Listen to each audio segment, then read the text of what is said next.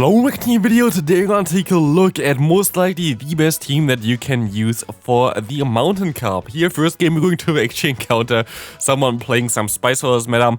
If you didn't know what is allowed for this cup, we're going to have Steel types allowed, we're going to have Ground types allowed, we have Ice types allowed, and we have Rock types allowed. Those Pokemon are all allowed for the Mountain Cup. One ban is in there, which is going to be Swampert. You are not allowed to use Swampert here, while my opponent plays completely Spice here for the first match. We have a lot of less spicier battles coming up though, so don't be worried about that one. But yeah, Mountain Cup are going to be available later on today. These are some test battles for this one, and like this team went so wild in that, like so many meta teams I played as well against, and like they all just got destroyed by this team here. It's going to be most likely the best meta team. You also see already it's all like kind of meta Pokemon. We're going to see here our Diggersby in the lead, the Saysop of the Frosters, and also in the back the Escavalier.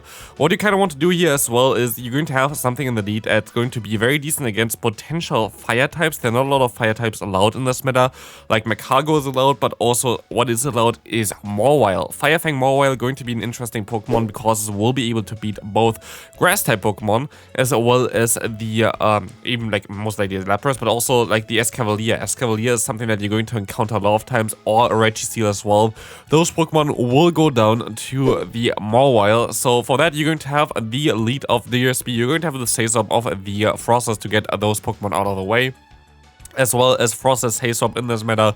Is basically no hard answer. Like this Pokemon is so strong in this meta. As you can see here, we will be able to realign against the Registeel and still get to a Shadow Ball against the opponents. A Lapras here, allowing us to get the shield as well, which is going to be super good, as we can now realign our Escavalier against the opponent's Lapras. Will be very good for us, as this Surf is going to get shielded. I can let one move go through here, and let's see what they're going to go into now. They're going to stay in actually, which will allow me to go for one Drill Run here to lock them out. What do they have in the bag? We're going to see they're going to have Lucario in the bag. I sure went straight into my Diggersby, but if they run Power Punch, we should be fine here anyway. Close Combat might be a little bit of a trickier one, and they're running Close Combat, so I have to still get to 2 Fire Punches here, and I don't know if I have one already, because Close Combat still doesn't need that much energy, but it does still need too much energy for the opponent, as Lucario is also a pretty interesting pick for this meta.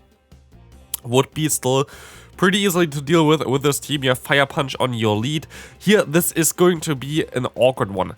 The Empoleon is most likely the worst possible Pokemon that you can face, or that I at least encounter during those battles for this team in the lead, because you don't really have the best answers for this Pokemon here. Of course, Escavalier is a very good answer, but you're kinda ABA weak against Empoleon because your Frosters really can't do anything.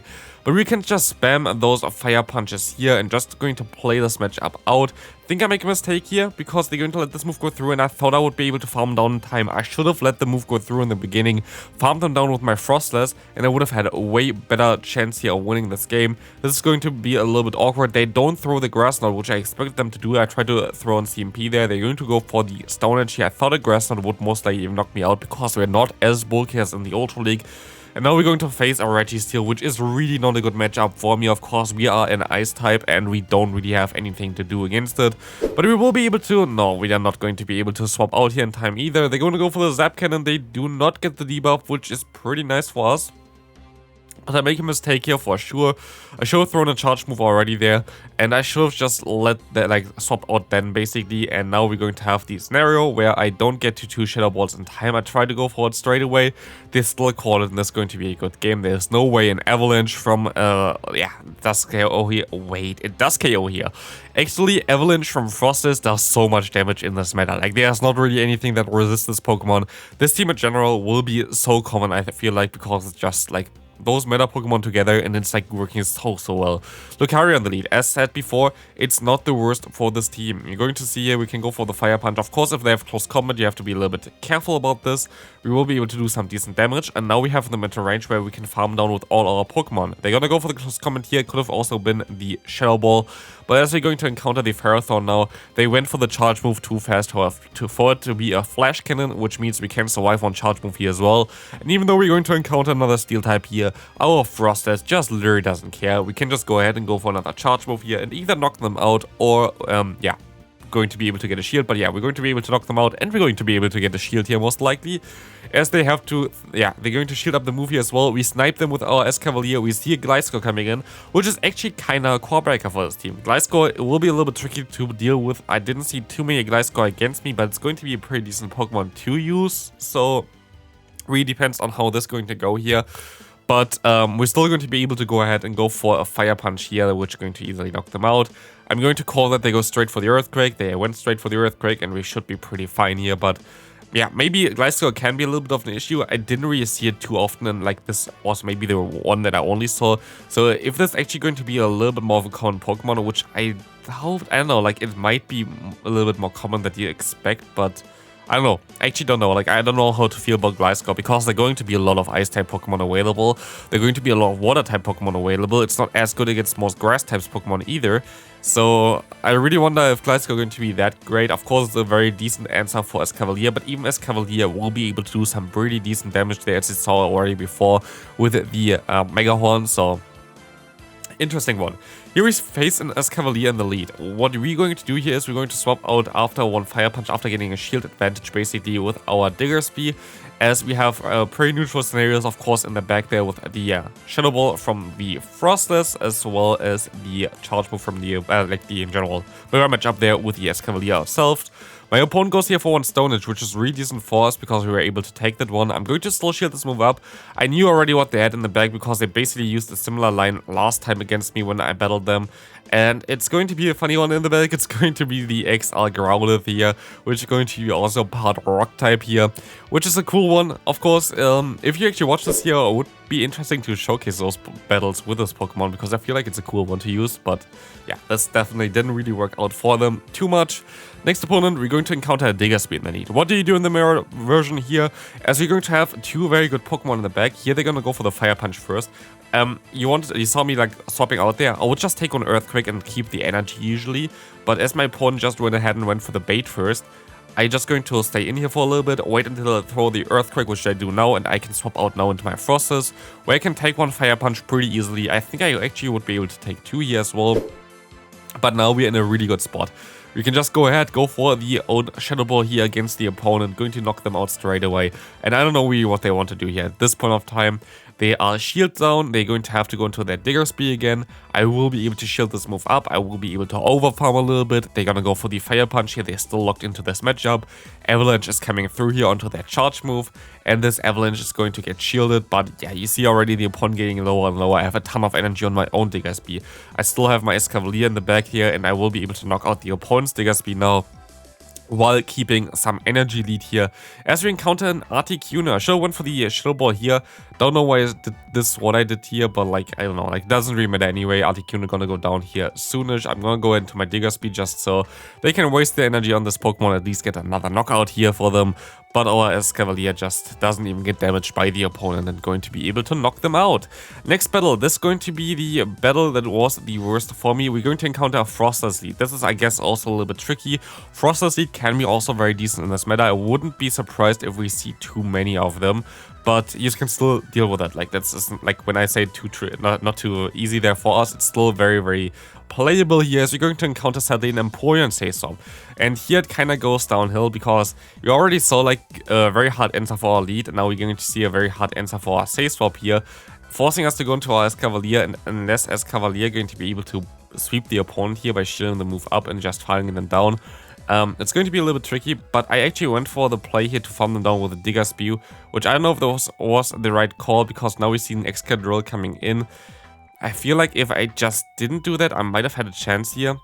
Like this, the opponent can go for another charge move here, which does not knock us out, but does put us low enough, basically, that they can farm me down with their Frosters here. So if I went for Earthquake, I most likely would have won this game. If I just stayed in there, most likely would have won this game. There were so many scenarios where I could have won this game, but I just played this pretty horribly. Even though like this was a hard-walled game there, I feel like there were a lot of chances where I could have played it a little bit better. Next opponent, Obama Snow lead. We're going to be able to go for one Fire Punch here. I'm actually not sure if I should have done this in the first place anyway. I think next time what I would want to do if I would be in the scenario, I would just go up to one Fire Punch and then swap out into my Frostless instead, trying to catch the move, because Frostless is going to be a very good matchup against the Bombers now. We're going to have the Escavalier in the back, which is going to be a very good matchup, as we're going to encounter Regirock coming in here, which is an interesting one. Regirock will definitely take some decent damage from Frostless, and this matchup is actually kind of decent for us, as we see the Stone Edge coming through here. We will be able to go ahead and go for another Avalanche here, forcing either the knockout or the shield from the opponent, as we're going to get the shield advantage here.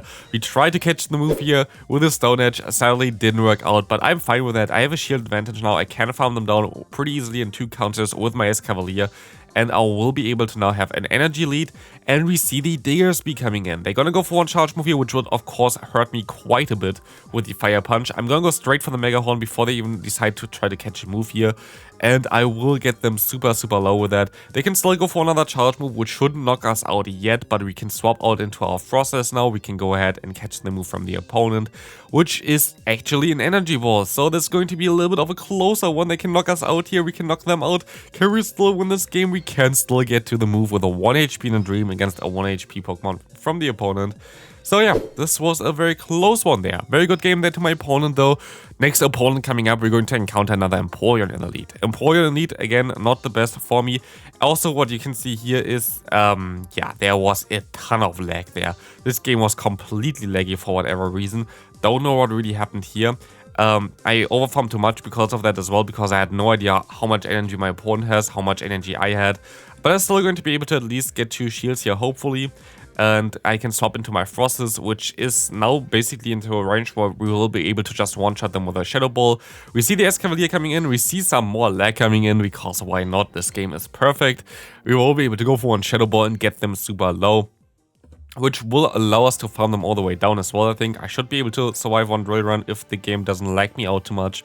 But we will see now the Empoleon coming back in. We can see that they're going to get like 2 fast moves in immediately for whatever reason, but we can still knock them out. And we see now a Nidoqueen where we swapped in time so we can go for the drill run before they can even get to the Earth Power. This is going to be a very good game. It doesn't knock them out because they are not Shadow, but also they are so low that they're going to just zero bubble this because they know this game is over. Good game there. Next opponent, second to last one. Let's see what we can do here. Let's see, we're going to see the Diggersby against Escavalier here, which is going to be a very decent matchup for us, of course, as we can go ahead and go for another Fire Punch here, as we gonna get them either low or get the shield. We're gonna get them low, and I can swap into my Frostless here, which has a pretty decent matchup in general in this meta.